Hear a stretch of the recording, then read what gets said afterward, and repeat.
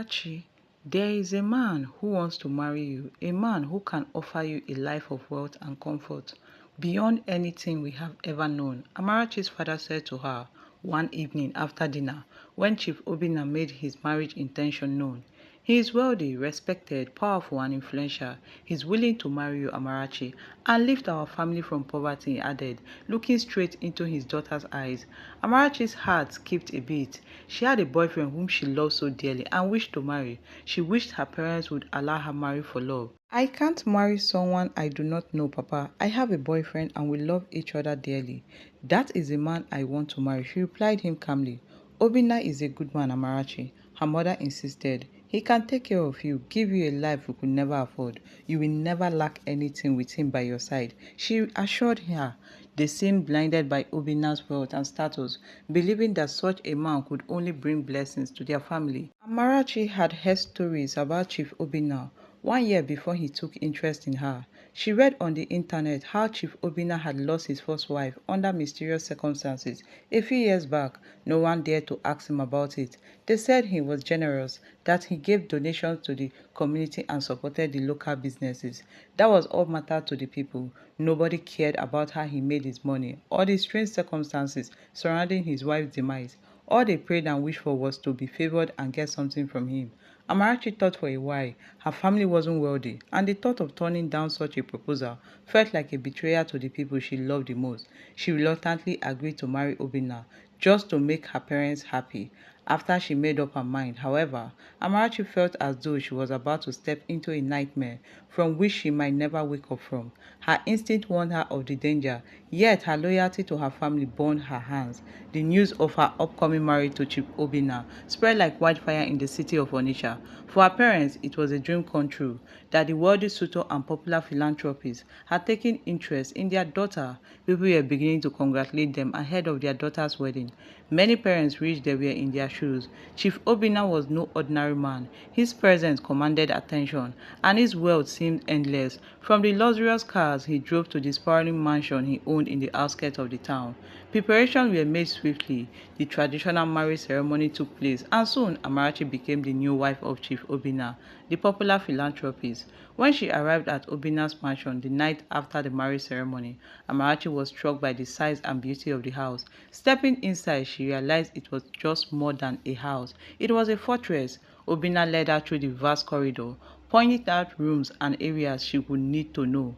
This is the dining room, and that is the sitting room, he said as he pointed towards the direction. But as he reached the end of the dimly lit hallway, he stopped before a large dark wooden door and rested his hand on the doorknob. His expression shifted to something darker and more dangerous. This room is off limits. You are never allowed to enter this room, Amarachi. Do you understand? His tone was sharper than she had ever heard. He waited for her response, looking straight into her eyes.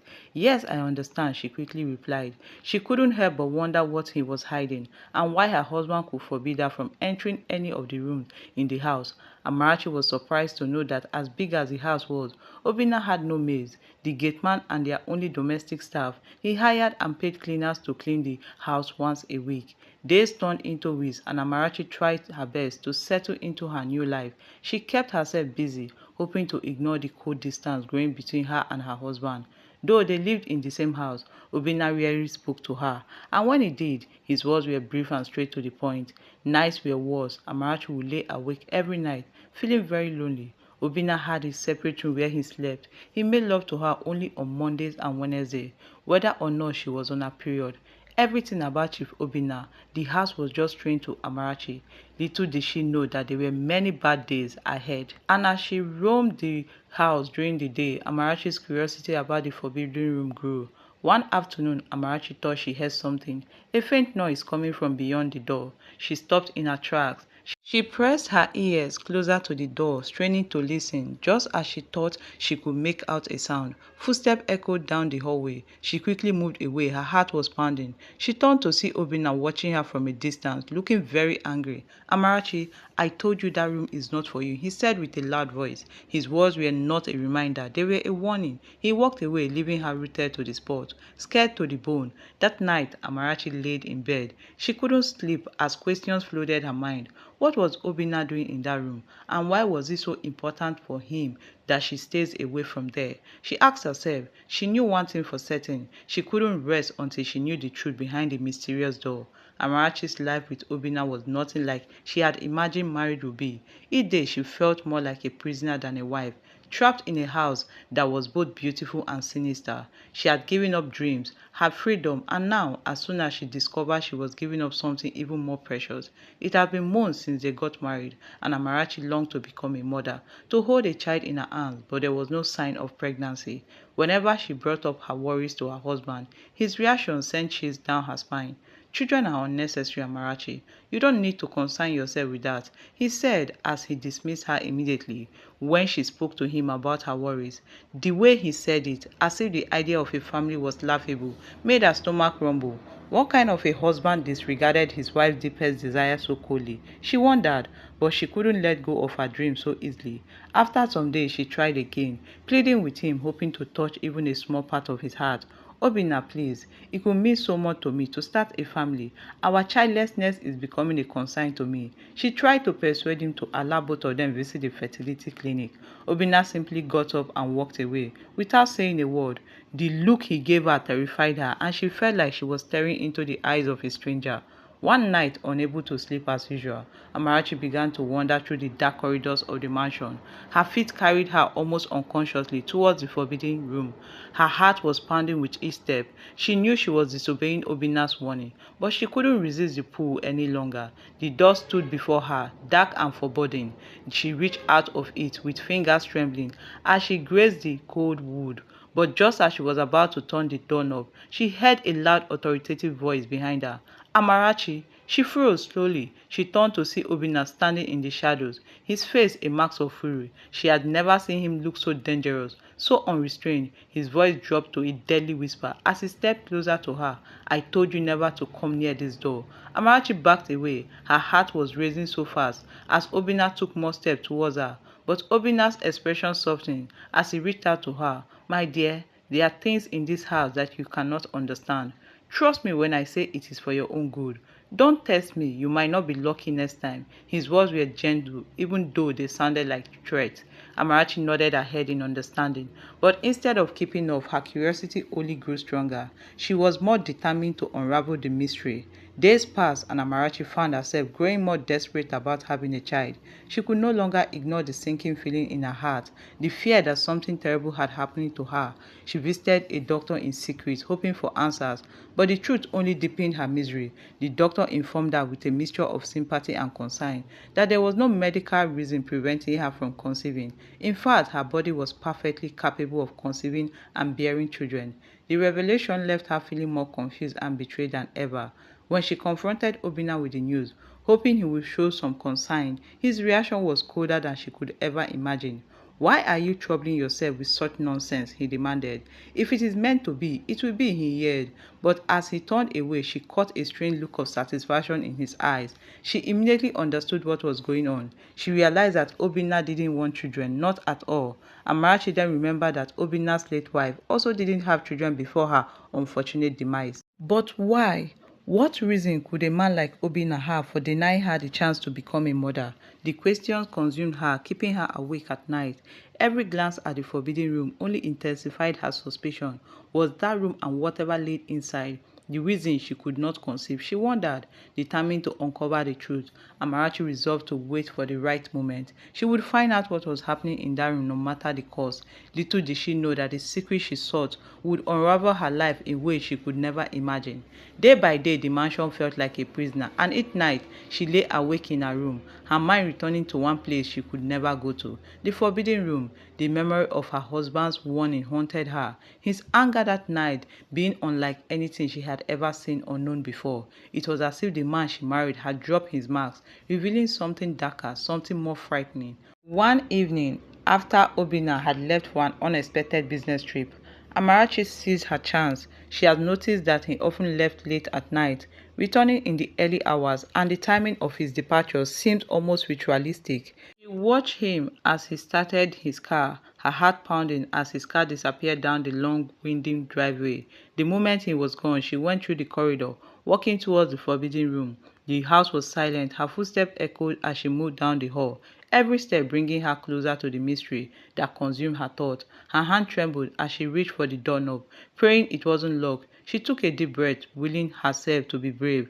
After all, what worse could have happened? Obina wasn't there. No one was around to stop her. The door creaked as it opened, and a gust of cold air washed over her, making her shiver. Inside the room was dimly lit by candles, arranging in a strange pattern across the floor, casting weird shadow that seems to dance on the wall. The smell from the room was overwhelming, an odor of herbs mixed with something metallic. She felt a wave of nauseous, but forced herself to step inside. Her eyes fell on a wooden table in the room. One top of it laid a small carved statue of a woman's figure, bound in red and black strings, surrounded by candles and incense. Amarachi's heart sank as she looked closer. Her name, Amarachi Nwosu, was boldly inscribed on the table. She felt a wave of fear course through her as she realized what this meant. This was a shrine, not just any shrine, but one dedicated to rituals, sacrifices.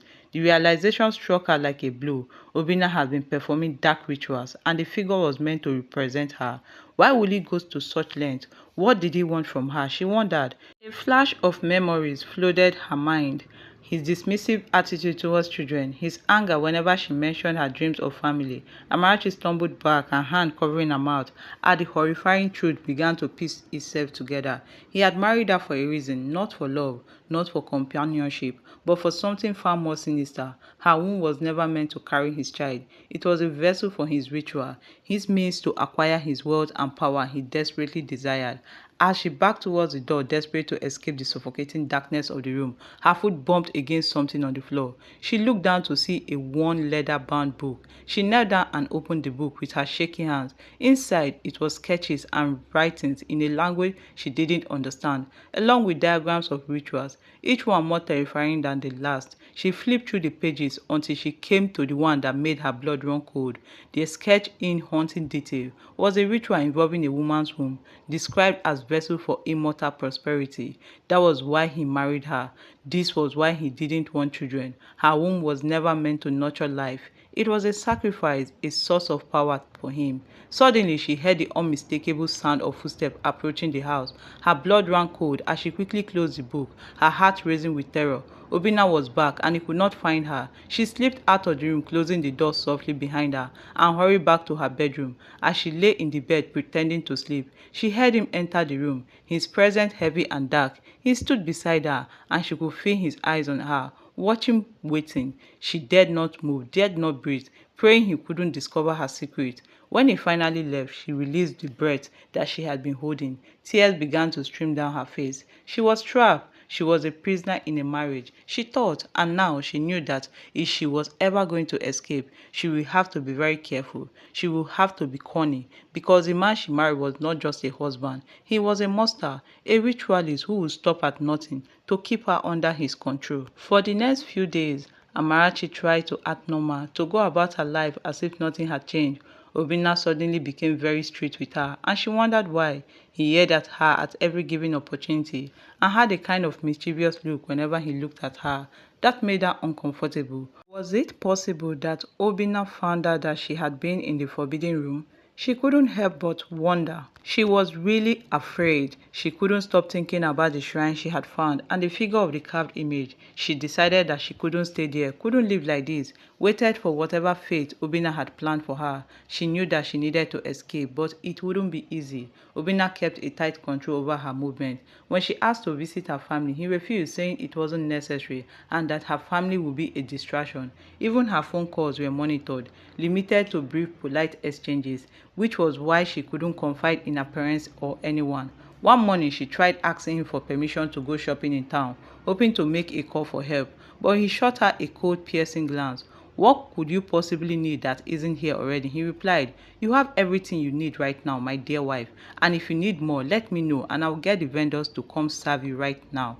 3 days later, immediately Obina left in night. As usual, Amarachi went to Azu, the gate man, and told him to open the gate for her to drive out and get something from the town. I'm sorry, ma, but the boss instructed me not to let you out of this compound. The gate man replied politely. Amarachi quietly went back into the mansion, went straight to her room and broke down to tears. So I am now a prisoner, she wondered, as she continued to cry.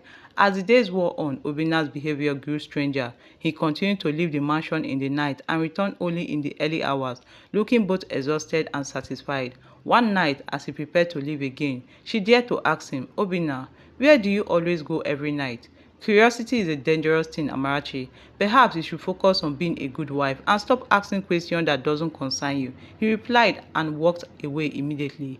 But the more he tried to keep her confined, the more determined she became to find a way out. She began to take note of the gateman's movement, anything that might offer her an opportunity to escape. She noticed that Azu never left the gate for once. He was always there and the gate was locked with a giant padlock. He opened it only when Obina was going out or coming in.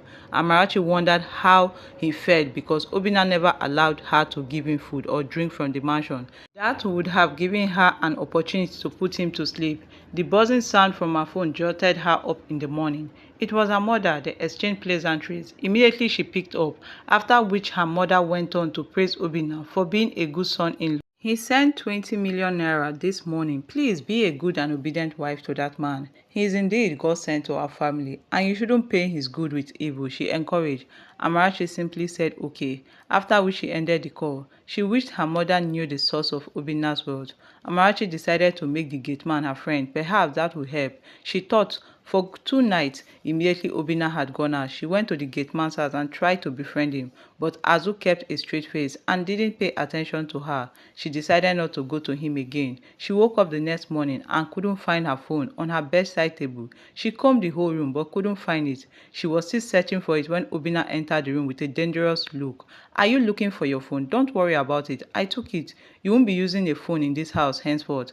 I have been monitoring your every move in this house. You belong to me, Amarachi. You go nowhere, he said to her with rage and walked out immediately. Amarachi ran after him and begged him to let her go.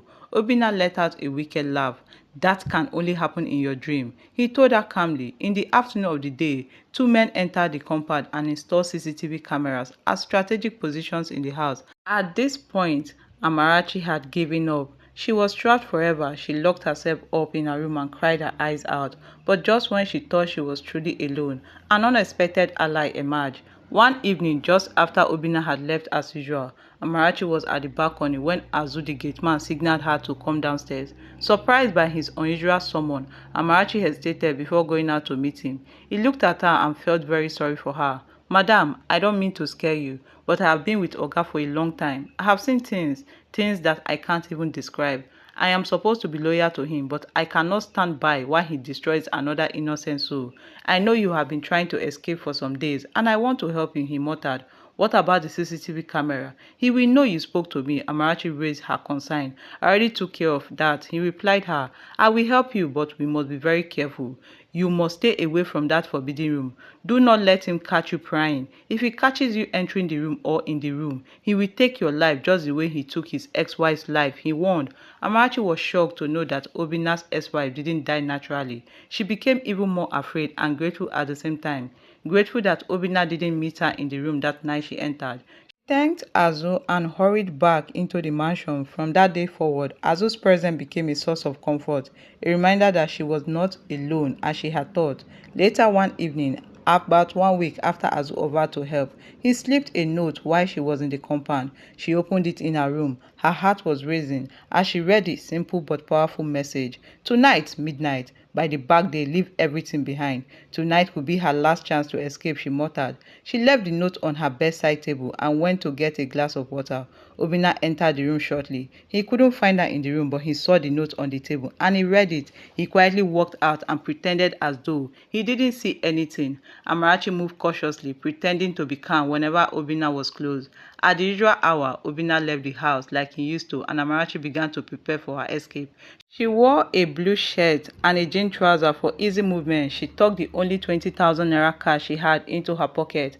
At the stroke of midnight, she walked out of her room, her heart hammering hammering as she slipped through the darkened halls. She was more determined than ever to leave the mansion for good. As she reached the main hall, she felt like she was going to be caught by Obina. She looked back severally, even though she knew that he was away. She pushed the fear aside and forced herself to keep moving, knowing she had to focus on getting out. When she finally got to the small back gate, she saw Azu waiting. He glanced around before gesturing for her to hurry. But just as they opened the gate and stepped out, they were shocked to see Obina standing in the dimly lit entrance, wearing a singlet and tying a red wrapper, and holding something that looked like a charm.